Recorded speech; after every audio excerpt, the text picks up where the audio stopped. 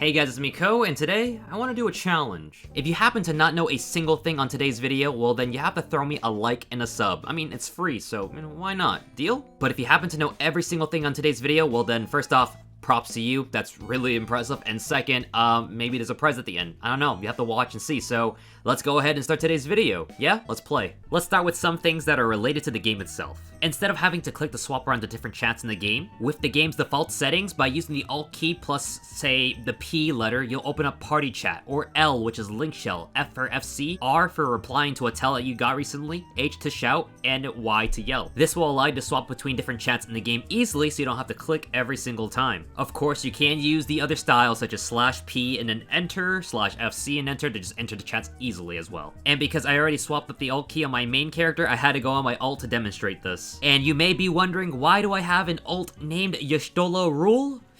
I'm sorry, but today I will not be discussing that, so we'll move on to the next topic, which is blacklisting somebody quickly. By default, you really can't just right-click blacklist somebody. Instead, you have to do a different sort of way. But fear not, with this macro I display here, you can easily blacklist somebody that you're targeting, or by switching up the T to an R, you can blacklist somebody that recently replied to you in a tell. Why isn't there a more faster way of blacklisting somebody? I don't know, but I hope this helps some of you guys who are out there running into really annoying people. And yeah, go ahead, you can blacklist me if you find me annoying.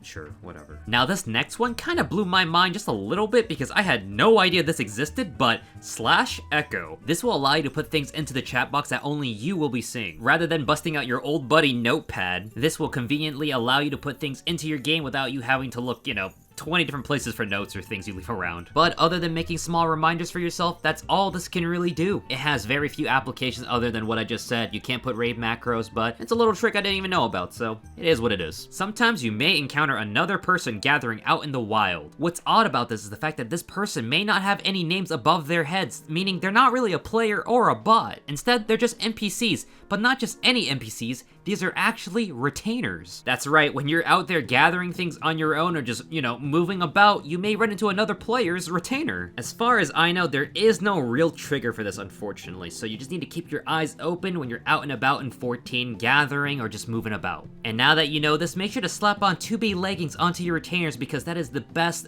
bottom type of thing you can wear in this game. And I don't care what gender you are, put that thing on, I want to see that ass, I'm an ass man and I need to indulge. This next one, I think it's more exclusive to PC, I'm not sure how you do it on controllers, so controller players, I'm sorry. Holding down the X key will allow you to click on NPCs more easily by hiding the names of other players around them. This is so helpful for stupidly large crowds, and it comes in clutch when you need to do events, or when a new content drops and all these players are surrounding that NPC you really need to talk to. Once again, this is for NPCs, not for finding your favorite half-naked cat girl at Bogmug Quicksand, so use your eyes on that one, and good luck. One of the many great things about 14 is the amount of content that you just might end up missing when you're just going about in the game. In this minor example, you can find some exclusive minions hiding behind this magic pot NPC. And in exchange, you don't really trade gil, but you rather trade a high elixir for a wind-up moon, and a normal elixir for a minion of a little sun.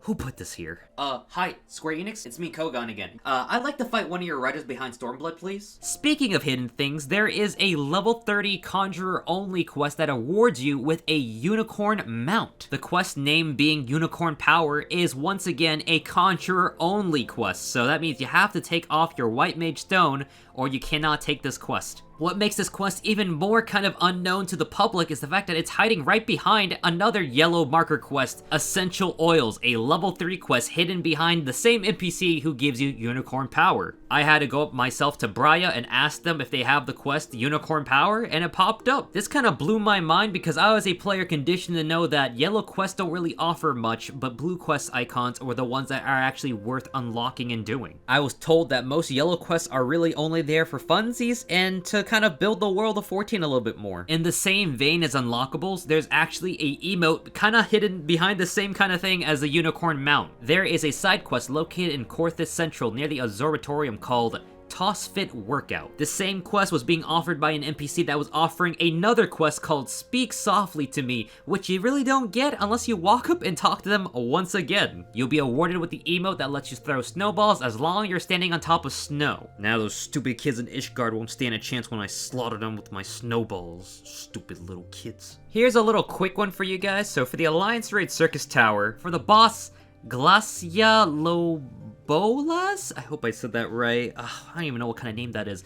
Anyways, Gladys Knight in the Pips has a phase where you're taken to the outer rings of the map. But because DPS is so strong nowadays, you almost never see this ever unless your Alliance Raid really sucks. So if you want to see this legitly, you can invite me to your Alliance Raid and I could purposely throw for you so you can do this all for an easy fee of $59.99 USD. And this instance kind of makes you wonder how many other phases or cool animations are skipped in fights just because of how crazy damage gets as we keep going as players. On the subject of Alliance Raid, there is the Ridorana Lighthouse, which is a part of the dreaded Evilus Alliance Raid series. If you go back to where the boss was after you beat the Alliance Raid, you will see the robot just kind of dancing. It's kind of cute. You know, he's just being chilling. The only problem is that you have to run this raid, which is, as we all know, not many people run this raid as much anymore, so good luck getting this in a normal roulette or even queuing up for it. And I don't know about you guys, but queuing up for any Evilus raid is just pure pain to me. Alright, for this next one, I'm sure you really old players will come out and say, "Oh, Ko, shut up, we already knew about this one."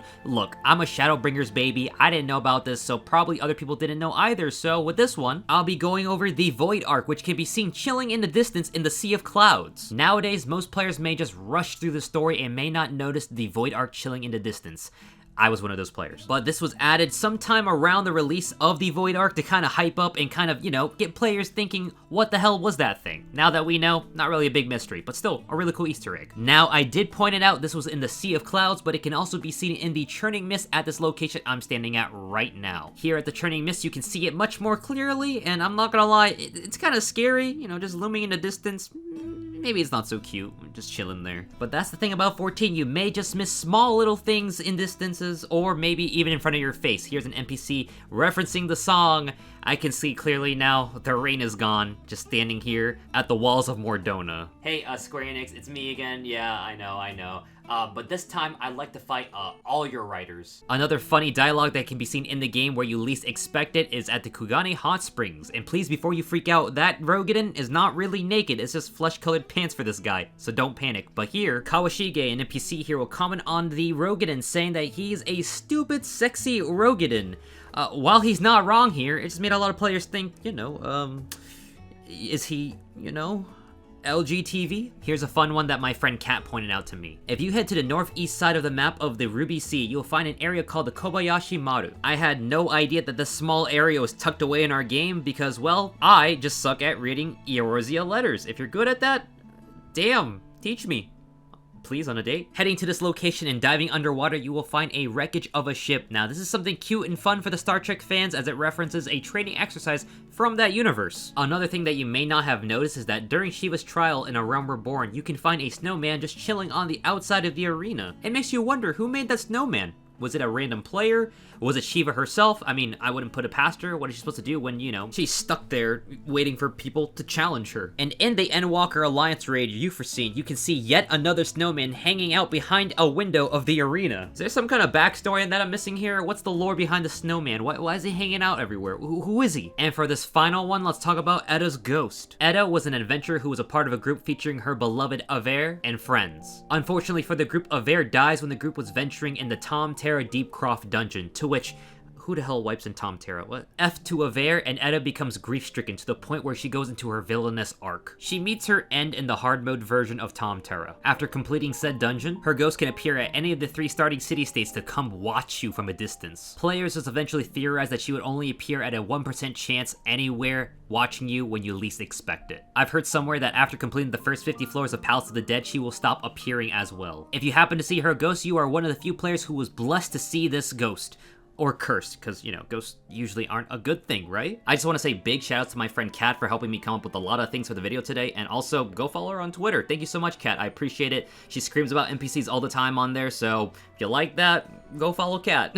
And I guess if you happen to not know anything, congrats, you learned a few things today. Thanks for the sub and like, but if you did happen to know all these things, then I got nothing, sorry, like, what'd you expect from me? Like, instead, I will just grant you bragging rights, so go ahead and comment telling me, you know, you already knew a few things and maybe throw in a fact I didn't know about. What, you guys were expecting a real prize? Like, use your brain, come on.